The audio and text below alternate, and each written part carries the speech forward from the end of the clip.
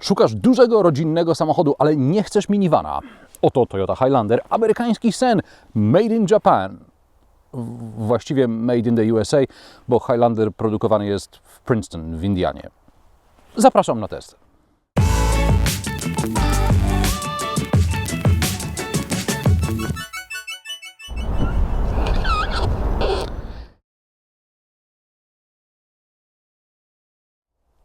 Duży samochód to też duży wydatek, a przecież trzeba jeszcze auto ubezpieczyć. Dzięki Rankomat.pl szybko sprawdzisz najtańsze oferty na ubezpieczenie swojego samochodu. Na przykład OC dla nowej Toyoty Highlander można kupić nawet za 463 zł. Ciekawostka. Wpływ na cenę ubezpieczenia ma wiele czynników, takich jak wiek kierowcy, historia jego ubezpieczenia, miejsce zamieszkania, stan cywilny, a nawet liczba dzieci. Podobno kierowcy, którzy mają dwójkę lub więcej dzieci, powodują mniej szkód niż ci bezdzietni lub z jednym dzieckiem, więc teoretycznie mogą płacić niższe ubezpieczenie. Wybraliście już polisę? To mam dla Was jeszcze kod, dzięki któremu po zakupie polisy otrzymacie zwrot 150 zł. Wystarczy po zakupie wejść na formularz zalinkowany w opisie filmu i podać kod MDRI 150. Ale to nie wszystko. Oprócz zwrotu gotówki Rankomat organizuje też konkurs, w którym do wygrania są 4 iPhone 12 Pro, więc naprawdę warto. Wszystkie linki znajdziecie w opisie.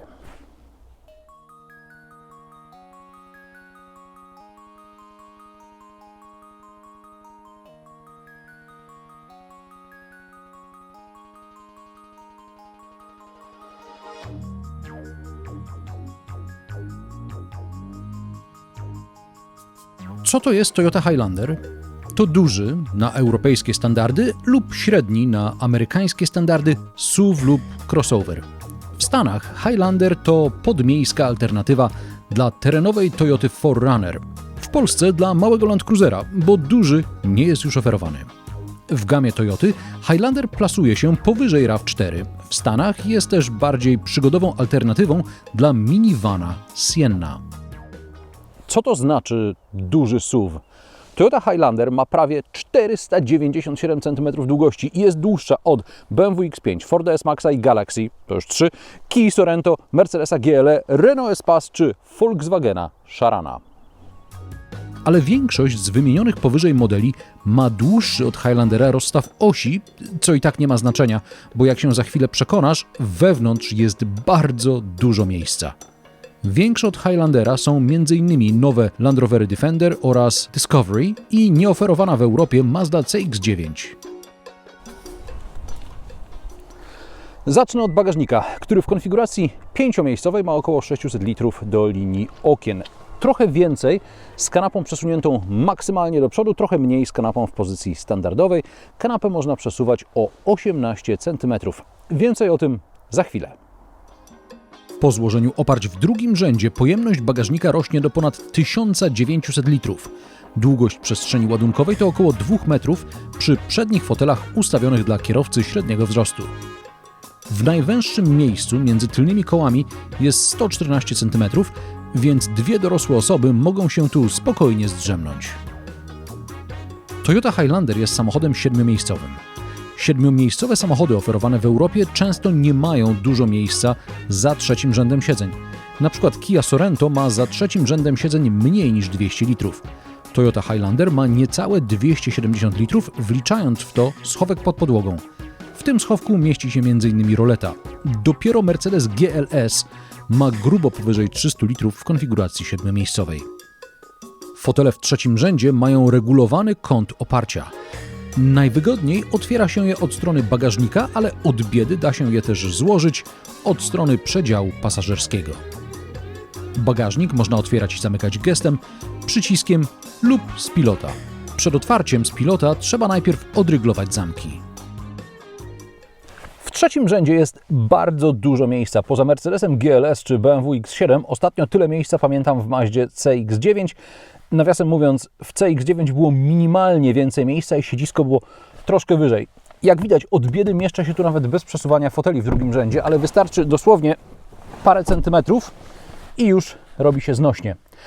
Siedzenie w trzecim rzędzie jest bardzo szerokie jak na taki samochód. Pasażerowie mają po 2 uchwyty na napoje, nawiewy na suficie. Za to z tyłu nie ma ISOFIXów, które pojawiły się ostatnio na przykład w kolejnej generacji Kii Sorento.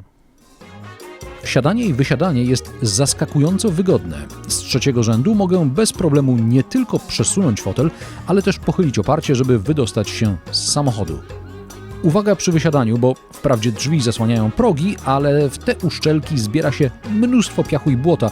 Dotyczy to też przednich drzwi. Być może w Stanach są czystsze drogi, ale moim zdaniem ktoś to po prostu źle zaprojektował. W drugim rzędzie jest dużo miejsca na nogi i nad głową.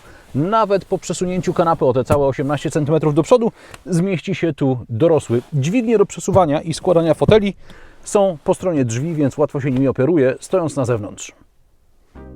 Kanapa dzielona jest w proporcjach 40:60. Na rynku amerykańskim Highlander występuje też w wersji 6-miejscowej z 2 osobnymi fotelami w drugim rzędzie. Może stąd przerwa między oparciami w wersji 7-miejscowej. Pasażerowie z tyłu mogą sterować trzecią strefą klimatyzacji. Skrajne fotele są podgrzewane, na nich też znajdują się jedyne 2 w samochodzie punkty ISOFIX. Niewiele jak na auto teoretycznie rodzinne, prawda? W kieszeniach drzwi zmieszczą się butelki, są też uchwyty na napoje w podłokietniku. Nie ma przebicia do bagażnika, więc przewożenie np. nart wymaga złożenia części oparcia. O ile w drugim i trzecim rzędzie jest ponadprzeciętnie dużo miejsca, o tyle z przodu jest go mniej niż bym się spodziewał. Nie chcę przez to powiedzieć, że jest ciasno, nie, to nie. Ale jak na tak wielki samochód, to miejsce dla kierowcy i pasażera jest przeciętne. Jest za to dużo miejsca na wszystko, co kierowca i pasażer mogą mieć ze sobą. Są też 3 gniazda USB, jedno 12V. Na półce powyżej przewidziano miejsce do ładowania tych urządzeń i nawet można z gniazd przeciągnąć sobie kabel przez taką specjalną dziurkę, otwór. Osobną półkę ma też przed sobą pasażer, nawet jeśli schowek przed pasażerem jest niewielki. W podłokietniku oprócz schowka jest też ładowarka indukcyjna. Na tunelu są 2 uchwyty na napoje, ale kieszenie w drzwiach są niewielkie jak na tak wielkie auto. Na szczycie deski rozdzielczej dominuje olbrzymi wyświetlacz z systemem inforozrywki i na szczęście z Apple CarPlay i Android Auto. Zewnętrzne aplikacje zajmują 3/4 ekranu, a na 1/4 wyświetlane są elementy potrzebne do obsługi pojazdu. Do obsługi klimatyzacji i podstawowych funkcji radia służą fizyczne przyciski i pokrętła. Zestaw wskaźników przed kierowcą to analogowe zegary po bokach i duży wyświetlacz po środku. Do tego przyciski na kierownicy i nad kolanem kierowcy. Tam znajduje się m.in. ogrzewanie kierownicy, które podobnie jak ogrzewanie foteli pozostaje aktywne za każdym razem, kiedy włączam samochód. Doceniam to.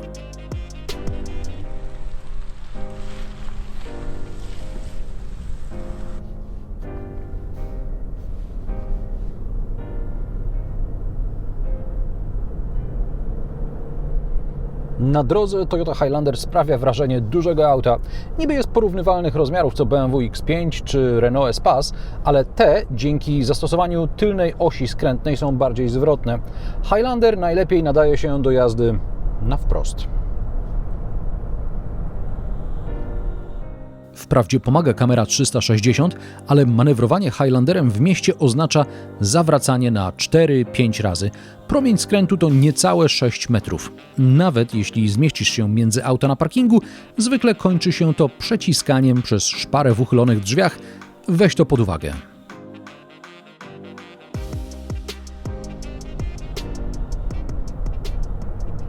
Toyota obiecuje czas od 0 do setki 8,3 sekundy, ja wykręciłem 8,6 oraz około 6 sekund od 80 do 120 km na godzinę. Highlander to hybryda. Pod maską znajduje się 2,5-litrowy, 4-cylindrowy silnik benzynowy, ale tylną oś napędza elektryczny motor. Łączna moc układu napędowego to 248 koni mechanicznych. Zużycie paliwa według Toyoty powinno być w okolicach 7 litrów na setkę. Mnie przez chwilę udało się zbliżyć do tego wyniku, natomiast przez większość testu samochód palił około 8, co i tak jest dobrym wynikiem ważącym ponad 2 tony SUV-ie o właściwościach aerodynamicznych sterty cegieł. W trybie Eco pewnie udałoby mi się osiągnąć wynik bliżej tego podawanego przez Toyotę, no ale ja jeździłem w trybie normalnym. Skrzynia biegów to ECVT, w związku z tym przy mocnym dodawaniu gazu obroty nie zgadzają się z Twoim wyobrażeniem dźwięku, jaki powinien wydawać samochód podczas przyspieszania, ale przy spokojnej jeździe nie słychać różnicy. Highlander jest nieźle wyciszony, oczywiście biorąc poprawkę na jego właściwości aerodynamiczne. Samochód może holować przyczepy o masie do 2 ton. Zawieszenie jest w miarę komfortowe, ale na bardziej skomplikowanych nierównościach, to znaczy na dziurawej drodze, czuć, że nie do tego Highlander został stworzony.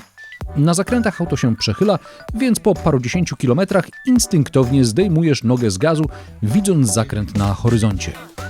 W dodatku na rondach czy przy manewrach dużo nakręcisz się kierownicą.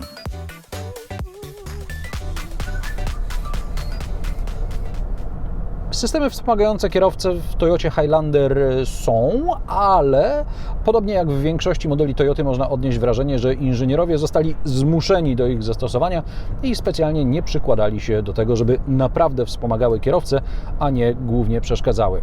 Ale jak trzeba, to jest i system rozpoznający znaki drogowe, o ile coś przeczyta, i adaptacyjny tempomat, i system monitorujący martwe pole, i system ostrzegający przed niezamierzoną zmianą pasa ruchu, który w tej chwili nie działa, i ostrzeganie przy ruchu poprzecznym. Wszystko jest. Po prostu europejscy producenci radzą sobie w tej sferze lepiej. Szkoda, że Toyota nie przejęła więcej z BMW przy okazji oklejania Z4, żeby wyglądało jak Supra.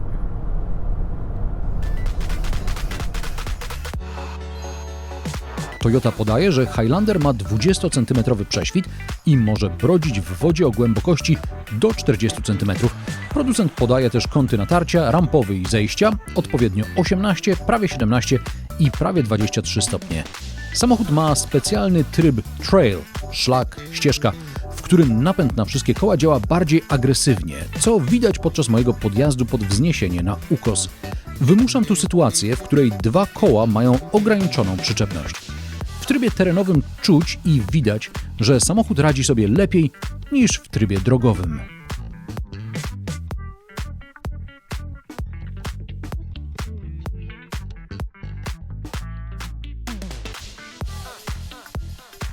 Ceny Toyoty Highlander zaczynają się od 215 tysięcy złotych.